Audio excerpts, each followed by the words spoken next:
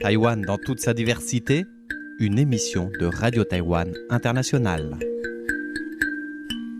Bonjour à toutes et à tous, vous êtes en compagnie de Sasa pour cette toute dernière émission de la série sur la diversité linguistique.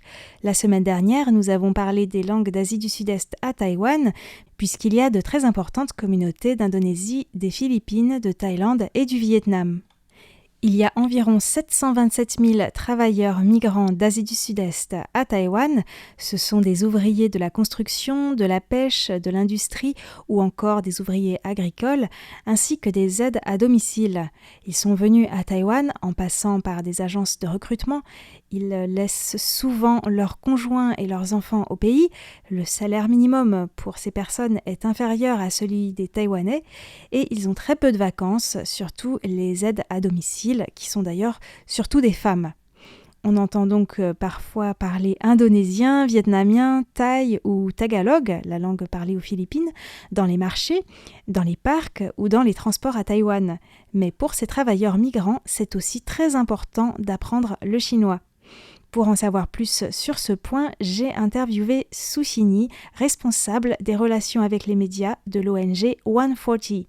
Cette ONG a été fondée en 2015 et à l'époque, il y avait une personne sur 40 à Taïwan qui était travailleur migrant. Ce chiffre ne cesse d'augmenter car le ratio est actuellement de 1 sur 32.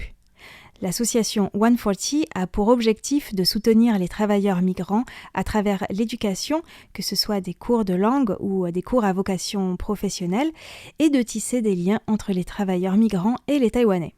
J'expliquerai demain, dans un décryptage, quelle est la palette d'activités de 140 et aujourd'hui, je me concentrerai sur les cours de mandarin et de taïwanais qu'ils dispensent aux travailleurs migrants. Cela leur facilite vraiment la vie en leur permettant de communiquer avec leurs patrons, leurs collègues taïwanais ou tout simplement avec les gens dans la rue. Pour les aides à domicile, plus particulièrement, qui vivent pour la plupart 24 heures sur 24 dans la famille de la personne âgée dont ils prennent soin, avec très peu de jours de congé, on peut imaginer à quel point la situation est compliquée si elles ne savent pas parler chinois. Avant leur départ, les agences de recrutement leur enseignent seulement quelques rudiments pour savoir se présenter. Et par ailleurs, cela ne fait que 2 ou 3 ans que le gouvernement taïwanais propose des cours de chinois. Mais les agences gouvernementales n'ont pas autant d'expérience que l'ONG 140 qui propose des cours de chinois depuis 8 ans, et ce avec des enseignants qui parlent philippin et indonésien et des manuels adaptés. La maîtrise du mandarin peut aussi s'avérer utile pour les travailleurs migrants qui souhaitent prolonger leur séjour à Taïwan. En effet, leur séjour sur l'île était limité à une dizaine d'années, ce jusqu'à l'an dernier, car une nouvelle loi leur permet désormais de postuler pour rester à Taïwan plus longtemps. Mais cela dépend de leur niveau de compétence et ils doivent aussi passer un test de chinois. Raison de plus pour prendre des cours. L'ONG 140 est surtout présente dans le nord de Taïwan, mais il y a aussi la possibilité de suivre des cours en ligne. Depuis 8 ans que cette ONG a été fondée, ce sont plusieurs milliers de travailleurs migrants qui ont suivi leurs cours, dans la bonne humeur, car il y a une très bonne ambiance dans cette association qui emploie principalement des jeunes. Mais pour les travailleurs migrants, bien souvent, la possibilité de suivre ces cours dépend aussi de la bonne volonté de la famille ou de l'employeur, comme nous l'explique Su Xinyi.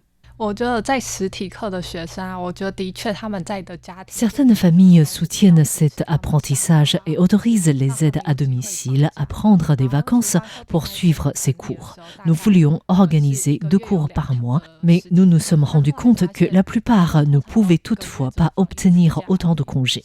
Donc nous nous sommes adaptés en réduisant à un cours mensuel et nous complétons par des cours en ligne. Nous avons constaté que ces dernières années, les employeurs s'intéressent de plus en plus à l'éducation des travailleurs migrants. Non seulement cela améliore la communication, en plus, ils trouvent que c'est positif qu'ils puissent acquérir de nouvelles compétences pendant leur séjour à Taïwan.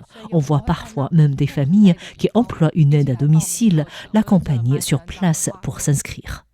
Parfois, ce sont les entreprises elles-mêmes qui font appel à 140 pour organiser des cours de chinois dans une usine, par exemple, afin de faciliter la communication. La majeure partie du budget de cette ONG provient d'ailleurs du soutien des entreprises. Un point qui me semble très intéressant chez 140, c'est qu'ils ont une vision de long terme. L'enseignement du chinois, de leur point de vue, ne sert pas qu'aux travailleurs migrants lorsqu'ils sont à Taïwan. C'est aussi un sésame qui pourra peut-être leur ouvrir des portes plus tard, à l'image de Yusini. Après avoir suivi des cours de chinois auprès de 140, cette travailleuse migrante indonésienne a acquis un excellent niveau. Après plusieurs années à Taïwan, elle est retournée en Indonésie et d'ailleurs Sushini, que j'ai interviewée, l'a revue là-bas récemment. Elle a pu constater que grâce à sa maîtrise du chinois, Yusini était devenue interprète pour des commerçants taïwanais qui font des affaires en Indonésie. C'est donc l'apprentissage du mandarin à 140 qui a pu lui permettre de saisir une telle opportunité une fois de retour dans son pays.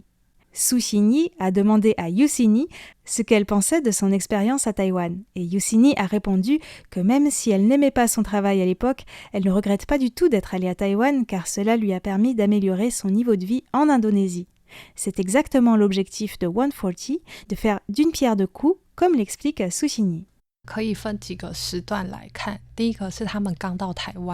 On peut distinguer deux périodes. Premièrement, quand les travailleurs migrants viennent d'arriver, beaucoup de problèmes d'adaptation et de malentendus sont causés par le fait qu'ils ne maîtrisent pas le chinois.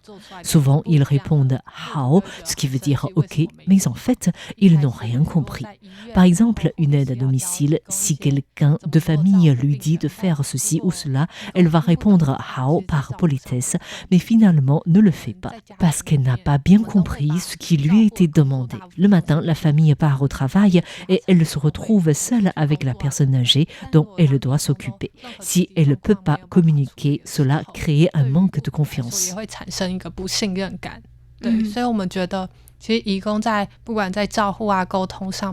Le fait de pouvoir communiquer est très important pour leur travail, mais aussi dans leur vie quotidienne. Par exemple, quand les travailleurs migrants ont des jours de congé, pour qu'ils n'aient pas peur de sortir et aller à la découverte de Taïwan.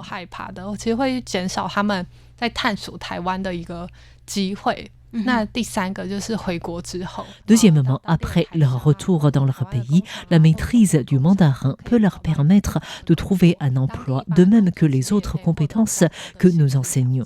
Nous espérons que cela leur permettra d'améliorer leur niveau de vie.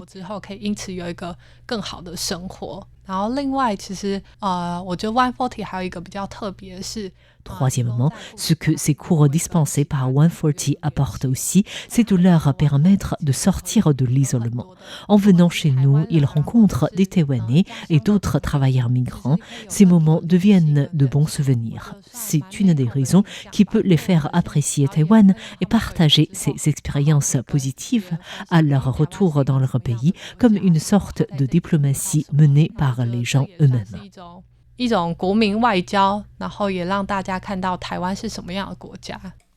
Quand le séjour des travailleurs migrants se passe bien, ils deviennent en effet en quelque sorte des ambassadeurs informels de Taïwan et permettent à plus de personnes en Asie du Sud-Est de connaître Taïwan. Ce n'est pas toujours facile car leurs conditions de travail sont parfois dures, mais les jeunes qui s'engagent dans l'ONG 140 font tout ce qu'ils peuvent pour que ces travailleurs migrants aient des contacts avec les Taïwanais et pour leur proposer d'acquérir de nouvelles compétences, pas seulement des cours de chinois. Je vous parlerai de tout cela demain dans le décryptage de la rédaction.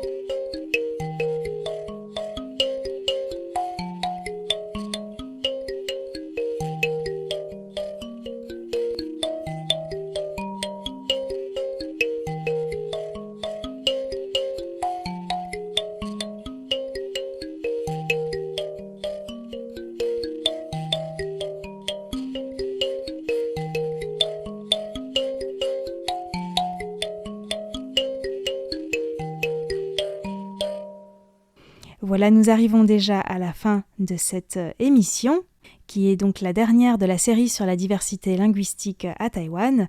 C'est avec un petit pincement au cœur que je termine cette série parce que j'aurais pu la continuer encore, je pense, pendant plusieurs semaines, mais il est temps de passer à autre chose. Donc je ne vous dirai pas encore de quoi il s'agit, je vous laisse un petit peu le suspense. Et je vous remercie de votre fidélité et de votre écoute.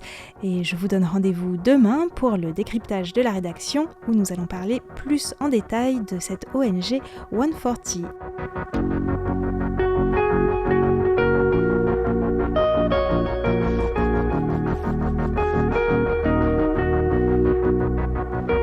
欢迎来到这，真正好佚佗，风景真美丽，才有善良的老百姓，热情的人情味。来泡茶，吃饱未？你吃饱未？